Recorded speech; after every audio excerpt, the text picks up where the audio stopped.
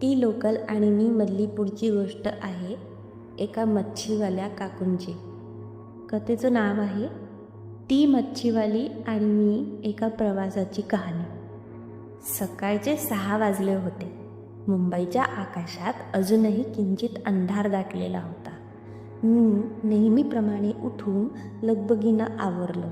स्वयंपाक, कपडे, ऑफिसची बॅग सगळं आवरून मी प्लॅटफॉर्मकडे निघाले, कारण माझी 6:55ची विरार लोकल चुकवायची नव्हती. जसं मी प्लॅटफॉर्मवर पोहोचले, नेहमीप्रमाणे गर्दीचं साम्राज्य होतं. स्त्रियांचा डबा शोधून मी जरा आत सरकले. इतक्यात माझ्या नजरेस एक स्त्री आली, अंदाजे 40-45 वयाची. डोक्यावर मच्छीची एक मोठी टोपली, एका खांद्यावर कपड्यांची पिशवी आणि हाताला धरून एक 10-12 वर्षांची मुलगी. ती बाई ट्रेनमध्ये चढण्याचा आटोकाट प्रयत्न करत होती. मच्छीची टोपली एवढी जड होती की ती एकटीला उचलवत नव्हती आणि तिची ती गोंडस मुलगीही मदतीला प्रयत्न करत होती. पण लहानच्या हातांनी ती काय उचलणार? ते पाहून माझं मन हेलावलं.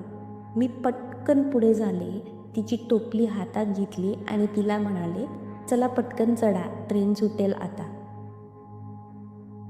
तिनं माझ्याकडे कृतज्ञतेनं पाहिलं. आम्ही तिघी एका लईट डब्यात शिरलो. दरवाजा बंद झाला, ट्रेन हलली. माझ्या चेहऱ्यावर थोडं समाधान उमटलं. आज काहीतरी चांगलं गेल्याची भावना होती. आम्ही तिघी एका खिडकीजवळच्या सीटवर बसलो. काही क्षण शांततेत गेले.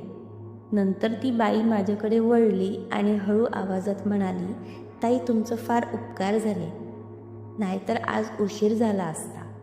मी हसून म्हणाले, काही नाही गं, आपण सगळेच एकमेकींना मदत केली पाहिजे. तेवढ्यात तिच्या डोळ्यात पाणी आलं. हळूहळू ती बोलायला लागली, ताई, मी पालघरची आहे. नाव सुमती. पूर्वी माझा नवरा देखील मच्छी विकायचा. दोघं मिळून संसार फार चांगला चालवायचो. पण एक दिवस सगळं बदललं.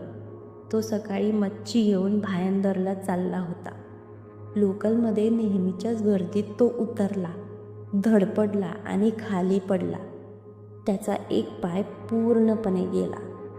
तेव्हापासून तो काम करू शकत नाही. मी स्तब्ध झाले. तिच्या बोलण्यातला शांतपणा हृदयातला चटका लावणारा होता. तेव्हापासून मीच घर चालवते.